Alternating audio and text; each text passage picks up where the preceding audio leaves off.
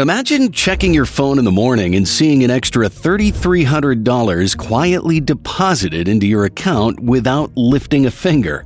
No boss, no side hustle, no overtime, just your money working harder than you ever could. That's the strength of dividends. And while it may sound like a financial fantasy, the truth is it's a reality you can start building today.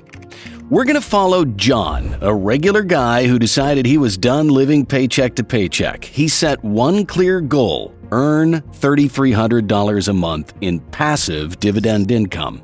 That's $39,600 a year. And you'll see exactly how he did it. We're going to break down how much money he needed to invest, the 3 strategies he used, and the real stocks that helped him reach that goal faster. Now here's something to think about. How much would you need to replace your income with dividends? Is it really millions of dollars like most people think, or could it be less if you follow a smarter plan? That's what we're diving into today. 3 beginner-friendly strategies that'll help you live off dividends. Whether you're starting from scratch or already investing, this will help you move forward with more clarity. So let's start where John began, with a simple question. What are dividends, and how do they actually work? Let's take this as an example. When you buy a share of a company, you become a part owner of that company. Nothing fancy, just a small piece of a big pie. Now, when that company makes money, real profit, it can do a few things with that money.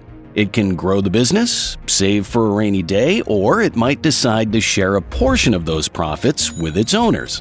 And since you are a shareholder, you are now one of those owners. That shared profit is called a dividend. Now, how you receive that dividend can vary. Sometimes it shows up as cash, either digitally deposited or even by check. Other times, you might choose to reinvest that cash to buy more shares. It's like taking your earnings and doubling down on the same investment. Over time, this reinvestment can really snowball thanks to compounding.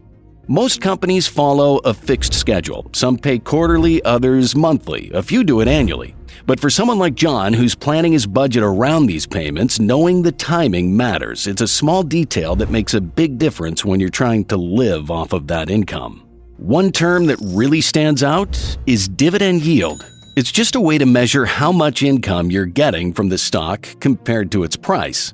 Say a stock is priced at $100 and pays $10 a year. That's a 10% yield. Simple, but incredibly useful. It helps you compare different investment options and understand what kind of return you can expect and what amount you need to invest. A higher yield means more income, but it doesn't always mean better. You'll learn quickly that some of the highest yielding stocks also carry more risk.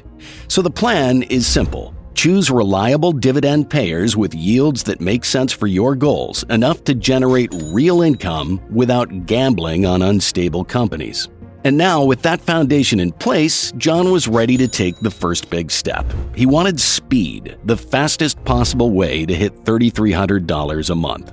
That's when he discovered covered call ETFs.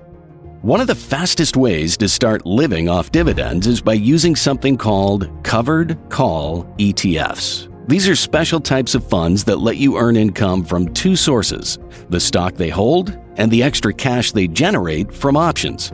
It sounds complicated, but it's actually pretty straightforward. Here's how it works. The ETF owns a bunch of stocks, but it also sells call options on those same stocks. And a call option gives someone else the right, but not the obligation, to buy a stock at a certain price within a certain time frame. When the ETF sells those options, it collects a fee called a premium. That premium becomes income and it gets passed on to you as part of the ETF's dividend. John started exploring some of the top options, and here's what he found. QYLD with a yield of 13.17%. XYLD yielding 13.14%, and then he found TSLY, the Yield Max Tesla ETF, with a jaw-dropping 95.41% dividend yield. Yeah, that last one definitely stands out, but more on that in a second. The first two, QYLD and XYLD, offer strong, steady yields. Both are paying right around 13% annually. So let's run the numbers. John's goal is $3,300 per month, which equals $39,600 per year. To figure out how much he needs to invest, we just take his income goal and divide it by the dividend yield. With QYLD at 13.17%, the math looks like this: $39,600 divided by 0.1317, about $300,838. With XYLD at 13.4%, the math is almost identical: $39,600 divided by 0.1314, about $301,368. So in both cases, John would need right around $300,000 to $305,000 invested to generate the $3,300 monthly income he's aiming for. To be a little conservative, we can round that up and say roughly $330,000 would comfortably cover it.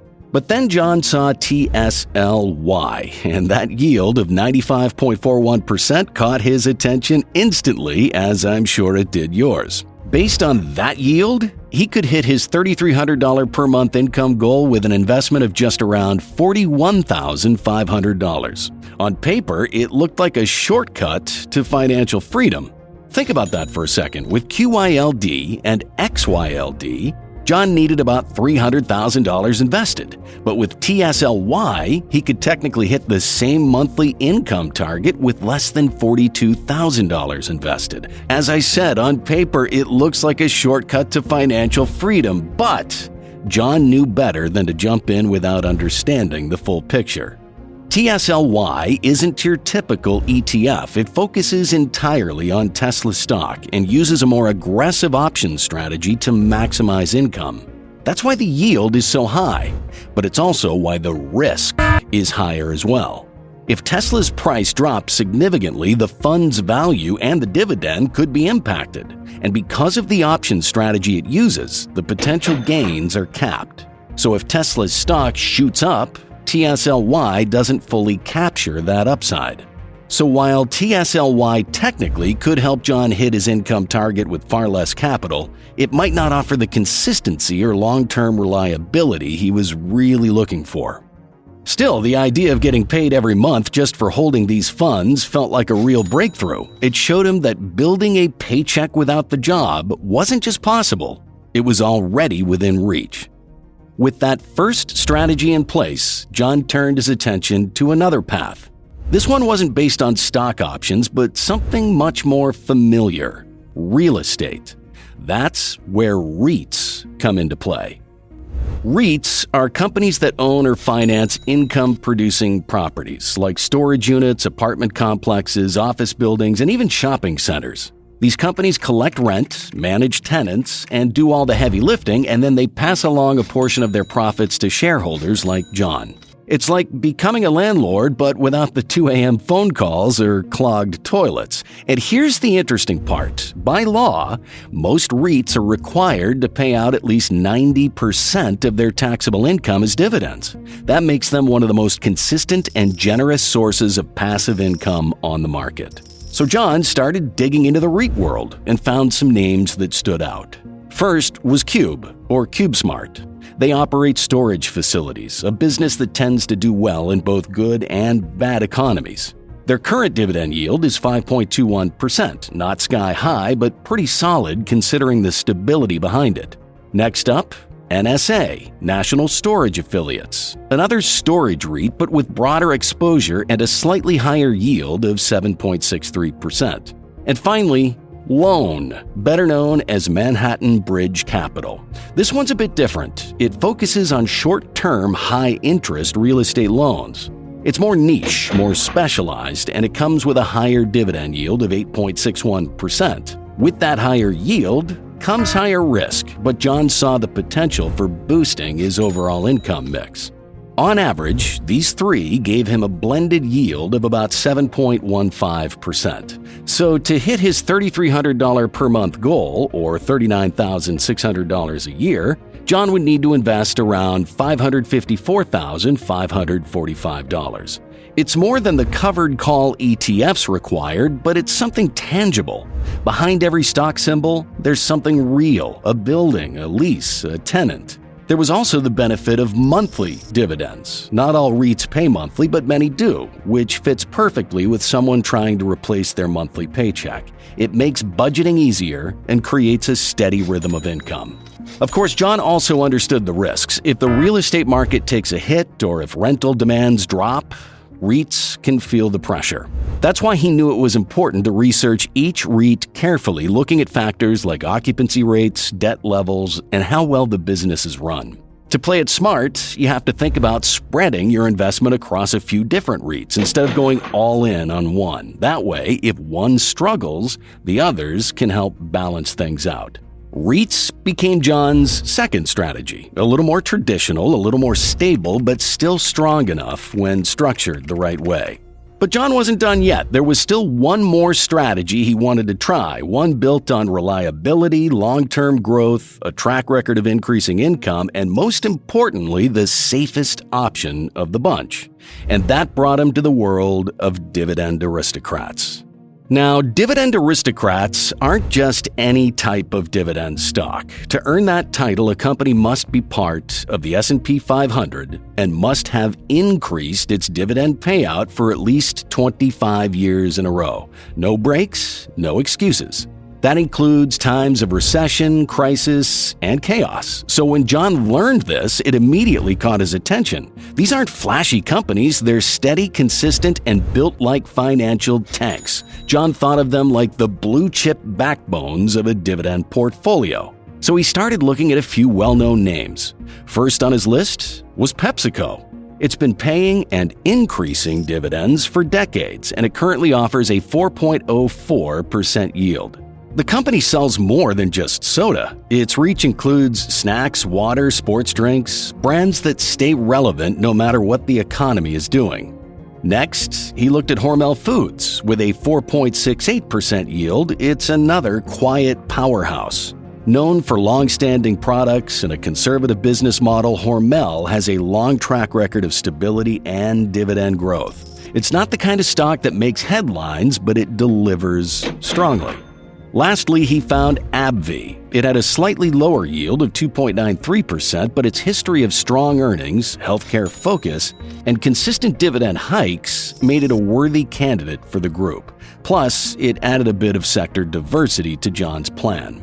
Altogether, these stocks gave John an average dividend yield of around 3.88%. To reach his goal of $3,300 per month or $39,600 a year, he'd need to invest about $1,020,619. That was a bigger number than the other strategies, but still far less than the traditional index funds for which you need more than $2 million.